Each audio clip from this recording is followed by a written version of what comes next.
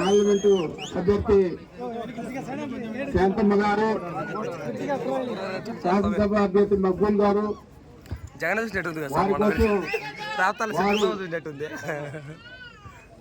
మన వైఎస్ఆర్ కాంగ్రెస్ పార్టీ తరఫున విజయం సాధించాలని చెప్పి వారి కోసం నేను ఇక్కడ రావడం జరిగింది. శివారెడ్డి గారు నాకు చాలా సన్నిహితుడు, చాలా సంవత్సరాల నుంచి కూడా. వారి వల్ల పార్టీకి చాలా బలం, మీ అందరి వల్ల శివారెడ్డికి బలం. శివారెడ్డి ఎప్పుడు కూడా వైఎస్ఆర్ కాంగ్రెస్ పార్టీకి మద్దతుగా అన్ని కార్యక్రమాలు చేస్తూ ఉన్నారు. వారికి మీరందరూ కూడా మద్దతు ఇస్తూ ఉన్నారు.